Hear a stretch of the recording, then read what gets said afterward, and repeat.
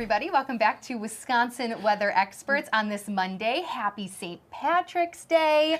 We had a wild weekend, not just across southeast Wisconsin, but the entire state and really the entire central and eastern U.S. Yeah, very impactful. Lots of tornado warnings, hail damage, and unfortunately a lot of fatalities as well. And what we're tracking is not only dealing with the severe weather, it's the cleanup, and more could be on the way for these same areas.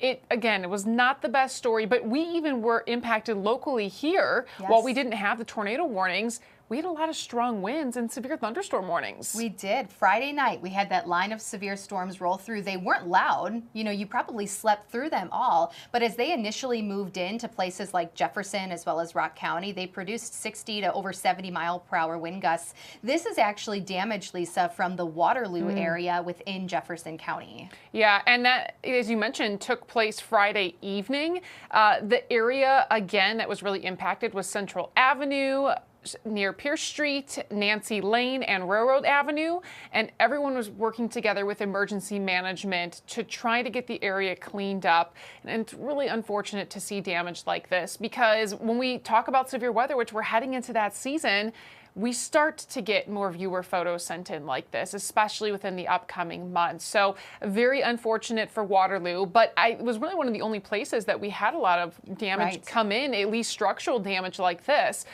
Chief Meteorologist Tom Walks actually is going to break down more about why we had so much wind damage in an area like this, but not a lot of thunder in our area. If you recalled, when that went through, we saw rain, we had really intense winds, but not a lot of thunder and lightning. So he's going to break down more on why this occurred. Well, Friday night and early Saturday morning brought strong damaging winds, especially to our western communities. In fact, every county in southeastern Wisconsin was under a severe thunderstorm warning at the same time. Very rare to have happen. But I heard from many viewers saying there wasn't much lightning, wasn't much thunder with it. It really wasn't much of a storm outside of the winds, and that is correct. Take a look at the radar here. Yeah, if you were to just look at this radar, you're going, it's just a little bit of rain coming in from the southwest. You can see it was on a weakening trend as it was moving through the area. So what caused these strong winds? Well, let's take a look at the broad view here. This was the center of the area of low pressure. Back off to the west, we had much stronger thunderstorms and tornadoes down to the south towards St. Louis out of this. And you can see we were on the northern edge of this system. And you see the weakening trend here to the rain as it was moving from the southwest to the northeast very early on in the morning. But what caused the wind damage? Well, for that, we have to look up to 5,000 feet with what we call a low-level jet stream.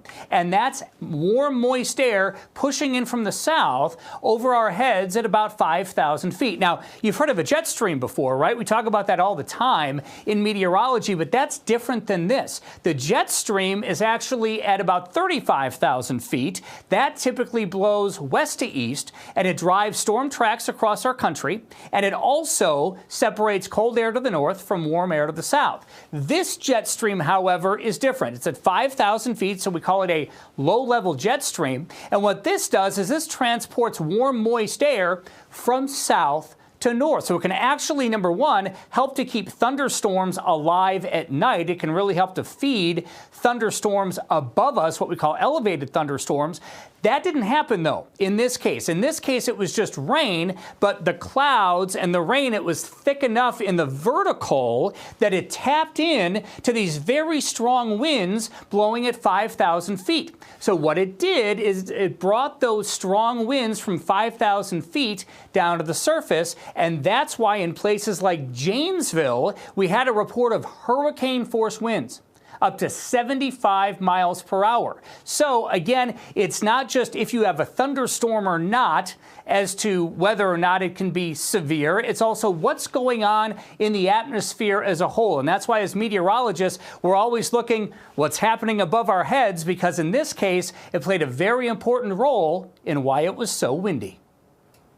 That's actually a really helpful explainer too, because going forward throughout severe weather season here locally, we're going to talk a lot about that low level jet, because a lot of times it really does amplify our chance for severe weather. And at night, it kind of keeps things going. It does. It can definitely juice up those storms, and especially, as Tom mentioned, bring down those extreme winds, causing a lot of widespread damage. So it's a kind of a unique term. We do talk about jet streams, but low level jet, as Tom mentioned, it's a lower jet. You can think about a lower level in the atmosphere, but we will be mentioning it more in the upcoming months. Yeah, so keep that in the back of your mind over our summer seasons especially. Now, this was just part of a multi-day severe weather event, and unfortunately, a deadly severe weather event down south. This started primarily on Friday. A lot of these devastating tornadoes Friday night into Saturday, and then the East Coast dealt with it on Sunday, but there unfortunately were multiple fatalities within especially Missouri, Arkansas, as well as Mississippi. This is just some of the damage that you can see, and it's all about cleanup now, especially in these areas that were hit so hard. Yeah, and it's heartbreaking. I mean, this used to be my old market area, especially in Missouri. And you notice that guy pointing in the video, a lot of this activity happened at night. So a nocturnal event makes it even more dangerous, even more deadly, unfortunately, which is why we typically see a higher number of fatalities when we do have these nocturnal or nighttime events. Yes, there was a total of 39 people so far. And again, those numbers of fatalities have been rising every day, so hoping that's not going to be the case. The highest was 12 fatalities in Missouri, but these tornadoes, I mean, it wasn't just one. There were areas that had 10 plus tornado warnings going out at once, with storms that unleashed hurricane force winds. So definitely not a great scenario. You mentioned the cleanup, Steph, and what I think we're going to have to really focus on through the days ahead is a system here locally Wednesday that is going to stretch to some of these areas that were hit too and are still dealing with the cleanup. So not a great situation for them, but this definitely gets us head forward into being safe. Severe weather season not only can happen really at any time, but we are getting into those heightened months where we just need to make sure we are prepared, not scared, but prepared for when these storms strike. Exactly. We can officially say that severe weather season has begun with our first severe weather event here locally. And of course, we know it's always possible any time of year down south. But Lisa mentioned another storm system. We kind of have a rinse and repeat type situation as we look at our national forecast here in the next couple of days. I will say, though, it does not look to be as great of a severe threat, and this is Wednesday, than what we experienced over the weekend, but it's also still a little early. This storm system hasn't even developed yet, so unfortunately, again, we do still have at least a small severe threat as we get to the middle of the week. And for those of us here locally, it's also going to be another storm system that changes to snow Wednesday night, meaning Thursday morning we could once again have at least a few inches of snowfall to clean up before our morning commute. So another dynamic system that's going to bring us a little bit of every season like we just experienced. Now here's the big picture across the nation right now. Still some rain showers, some wintry mix up to New England states and along the East Coast. That's just about out of there. A good chunk of, especially the southern U.S. and the central U.S., very a quiet St. Patrick's Day, which is good news after the weekend we all just experienced. There is a weak disturbance up towards the north, some snow falling in far northern North Dakota and northern Minnesota. Tracking eastward, we're not going to deal with any of that precipitation here locally, at least in central and southern Wisconsin. And once again, another storm system out west that's producing decent snow across especially those higher elevations across the Four Corners region up to Wyoming, as well as northern California into the Pacific Northwest. Another big story that we have been dealing with for days is the high wind. That actually is continuing down towards the south. You can see multiple places, especially within New Mexico and Texas. You can see a couple of others, southern Colorado into southern Kansas, Oklahoma, dealing with high wind watches, warnings, wind advisories. It's going to be another windy day today, especially in those southern states. And look at the fire risk. Red flag warnings extend from down south into New Mexico and Texas all the way almost to the Wisconsin state line there. You can see in western Illinois, pretty much all of Iowa over to South Dakota, as well as Nebraska. Now here locally, yes, we have some snow on the ground right now, but especially some of our inland areas are under a very high fire risk for today. So it is still a possibility possibility, and not just here in southern parts of the state, but really across a good chunk of the state. Not as high of a risk up towards the north. You can see some of those green counties, far northern Wisconsin, under a low risk, but really the majority of the state under a high risk for fire risk, and this is for today. And then really watching those south central and southwestern communities under that very high risk. Again, the snow on the ground helps, but we do still have some of that high wind that we will be dealing with in the next couple of days. Also looking at the bigger picture, let's go through the next couple of days here. Some of that snow up towards the north, you'll notice that continues to move eastward. So not a problem for those of us in Wisconsin. The rest of today into Tuesday down south looking pretty good as well. Notice how this storm system kind of evolves Tuesday evening across the Dakotas. Some rain showers you can see extending down into parts of Nebraska and Kansas. That's what we're going to watch continue to make its way eastward. There is a big wintry component to this upcoming storm system for the middle of the week. You can see almost more snow and wintry mix as compared to the rain and the thunderstorm potential. But again, on Wednesday, we see at least a little bit of a broken line developing down towards the south. Again, not a huge risk like what we just saw over the weekend, but there is some activity we will need to watch throughout the day. And then specifically in Wisconsin, we are still looking at that chance for showers Wednesday morning, Wednesday afternoon, some thunderstorms, and then you can see that wintry weather from Wisconsin down into at least central Illinois, late Wednesday night on into Thursday. You can see the storms out ahead of it approaching the East Coast by Thursday morning, and then we quiet things down throughout the rest of the week. But it's just going to be another really wild weather day right smack dab in the middle of the week. And temperatures, they still look to be up and down here through at least the weekend. We'll see about next week, but at least through the weekend, we are on that roller coaster ride. Now, there's a marginal risk for severe weather. That's that level 1. Now, to put it into perspective, over the weekend, we had a level 5 high risk on this past Saturday. So again, a lower risk, but it is still there off towards the west Tuesday and extends off towards the east Wednesday across much of the Mississippi River Valley, and it does include southern portions of Wisconsin. Now, temperatures right now cooler because of the snow here locally and across much of Wisconsin and the northern plains. It's much warmer right now towards the west. These are the spots, again, under that extreme fire danger. You can see all that warmth from really, we'll say Nebraska all the way down to Texas, New Mexico, as well as Arizona. Here, just more of that back and forth, as I just mentioned. Tuesday is kind of tricky. It is going to be much cooler inland, likely 40s inland. Wednesday, we're going to climb all across the area, but we are going to have some of that wintry weather, and then you can see more of that back and forth all the way into the start of the weekend. And then past that, 6 to 10 days out, we're kind of in that range where we could be pretty normal, or we have the equal chance to see maybe a warmer than average day or a cooler than average day. So we'll just have to wait and see at this point. That's a look at your regional weather. Now, we have a lot more coming up on our show, including Saturday. Remember how low our visibility was? That was actually thanks to dust from the southern plains. We're going to talk about that. We have a really interesting today in weather history that we're going to talk about. For now, we'll take a live look outside, and we'll see you on the other end of the break. Welcome back to Wisconsin Weather Experts. We've been talking a lot about the severe weather that we've been dealing with last Friday, not only here locally, but across the country. And we have another system that could be on the way later on this week. But if you were outside this weekend, you may have had your eye to the sky, not because of the rain, the snow, or the storms.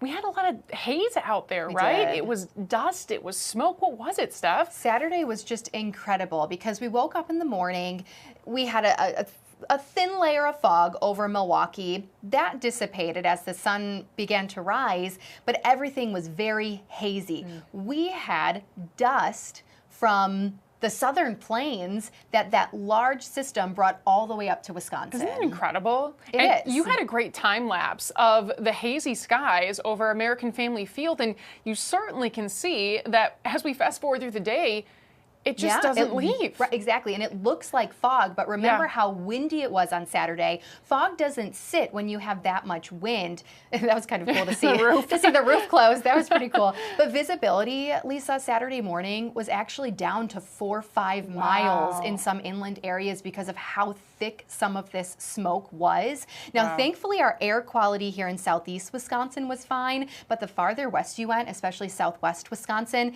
It was bad, unfortunately. Yeah, and this really gives you a satellite image view of that dust. Now, you don't want to look at the white parts, but if you pick out there Oklahoma into Texas, there's that thin wispy line coming down, and that is that dust storm that got picked up by the winds and projected all the way here. So it's amazing when you think about how far it is that dust has traveled all the way here to Wisconsin and into the Midwest. And this isn't the first time that we've been dealing with stuff like this. We have had low visibility and air quality issues from dust, from wildfire smoke, and that all really kind of encompasses together our poor visibility and poor air quality that we can get here. So even if we have bigger impacts elsewhere, the wind does wonders when it comes to transporting things. You know, we usually think about the wind transporting things like seeds that can help grow plants, but dust, who would have thought out of all things that that's what we would have had? And I think a lot of times we talk a lot about wildfire smoke too. So interesting that it's this new component, but we need to remember that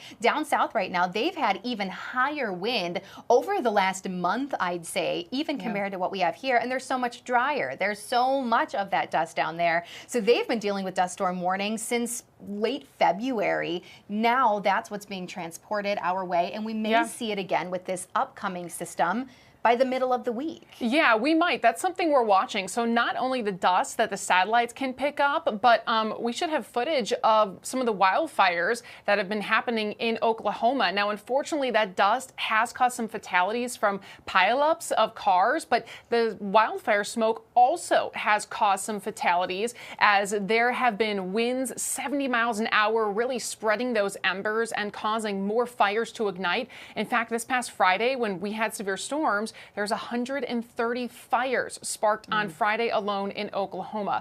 300 homes were damaged or destroyed, and yes, there even were 4 confirmed deaths due to this.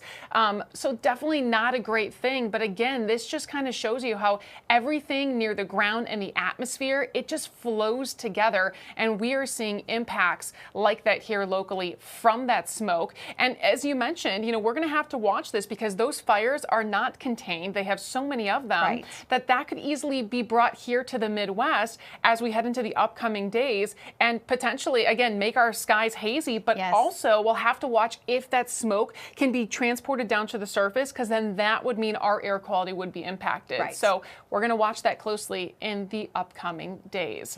One of the things that we are going to continue to talk about, though, is a cool history fact for today. This is fascinating, and you actually found this today, and I'm so glad you did. I did. And we were discussing it because there's a lot of behind the scenes components to weather. One of them you might have not thought about is the ban of words. Now, of course, we can't say certain words on air because we want to keep our jobs. Understandable. But have you ever thought about not using the word tornado? I couldn't imagine. A ban on the word tornado was something that we had a ways ago. And with tornado footage, I mean, again, it's very important because it's been a thing we've been dealing with, especially over the past years, of more tornado outbreaks like we had last week. 73 years ago on this day, it was a historic change for severe weather forecasting. We had a ban on the word tornado from the late 1800s to about 1938. And the government forecasts were not allowed to use that word because they were afraid that it would cause more panic and fear in people if tornado, the word, was used. So they thought that people would have more harm from the panic rather than what a tornado would actually do for destruction if it actually came down to the earth. So something that was really unique about this was back in 1948, a tornado actually destroyed a lot of aircrafts for the Air Force Base in Oklahoma. This had the Air Force meteorologists then thinking, how can we further forecast tornadoes so we don't have this reoccur?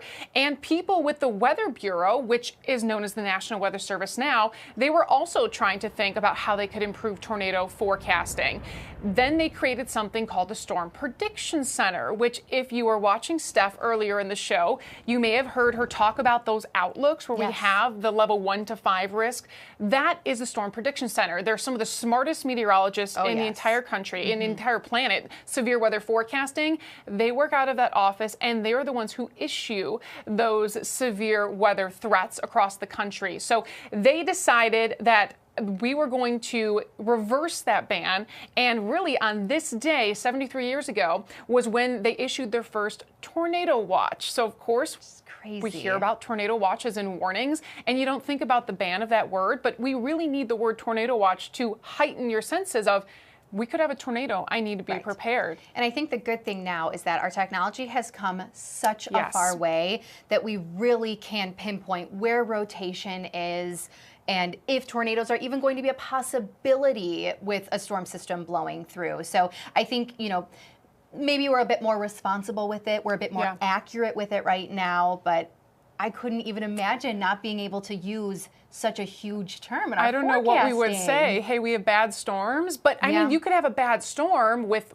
damaging winds and no tornadoes, or you could have a storm with large hail and no tornadoes. But tornadoes really do cause a lot of destructive damage and, of course, a threat to human life. So I'm glad that we don't have that ban anymore, but a really cool weather fact that we have for the day today. Yeah, we've come a long way. I think we can all agree on that, right? Okay, well, if you happen to have a weather question, maybe in regards to terminology, what's happening with some of these storm systems moving through, why Wisconsin is so wacky in general, feel free to scan that QR code. We will get your question to our email, and we will try as hard as we can to dedicate time in our shows to your question. And we love receiving those. We are going to take a quick break, and when we come back, Lisa has an awesome group of people she wants to introduce to you all, and we'll have your St. Patrick's Day forecast. Stay with us. Welcome back, everybody, to another episode of Wisconsin Weather Experts. Lisa, you have been so busy out in the community. It's one of the fun parts of our jobs, but you met two separate groups of incredible people as of late. I did, yes. We are able to get out to educate people, and it's very rewarding when we can meet fans. And here were some of the fans, not all, but I was able to go to Village Point Commons. It's a senior community in Grafton, and give them a very educational talk about some of the technological weather advancements that has brought us here to where we are today. Now, Steph, you've mentioned, especially over the past 25, 50 years, these advancements have really helped us in terms of forecasting severe weather. We've had major advancements in terms of radar, and they, I think, were blown away by some of the technology that we have to use and the math and science that goes into being a meteorologist. You know, people usually assume that we have information given to us and we just present the forecast. And I said, nope, everything is based off of mathematical equations. I talked about how we get actual data and how we forecast the weather. Also, telling them that we're the only people that don't read a script. Yes. We have someone talking to us in our ear at all times, and we have to forecast the weather to know what's going on and how we're going to present things and say things to the public. I think that blows most people away, the fact that we are not reading off of a script. We truly are relying on our graphics and the forecast that we put together ourselves. Yeah, and ad-libbing too. Not looking at the National Weather Service's website and taking those numbers. We do look at them, of course, compare and contrast, but everything is our own, which is pretty cool. Yeah. But it's St. Patrick's Day. Let's have a little fun. Let's talk stats here. Average high for today is 40 degrees. Average low is 25. Now, the warmest we've ever experienced, mid-70s. That'd be nice. That was back in 2009. And also, let's skip to the bottom. Record snow, 9 inches. That was the early 1900s. Thank goodness that was a while ago. But notice days with snow, about 36% of St. Patrick's Days, we either have snow falling or some on the ground. And today will be one of those days, not snowing actively, but we still have snow on the ground. Thankfully, a dry day today, though. Yes, we're looking out on this forecast for today. A little cloud cover, little sunshine here and there, but take a look at the temps. We are warming into the 40s, possibly even some 50s as we wrap up towards the dinner time hour. That's going to continue to melt the snow on the ground. Yes. And let's reminisce. Saturday, the Kenosha Harbor was turned green in honor of St. Patrick's Day for the first time. Oh, cool. I love it. That was actually video of them testing it out. So it's the same stuff they do in Chicago. You think of the Chicago River being dyed green every single year. And here's video of Chicago, too. Wow. Now, the dye, Lisa, you probably know this, too, because we're both, Chicago suburb gals, is actually orange. It is? And it's used for plumbing to see imperfections. It's fascinating stuff. I'm going to have to look more on this up. I always thought it was green. No, it's orange. So there you go. Live look of the Chicago River right now, which does still look green. Happy St. Patrick's Day, everybody.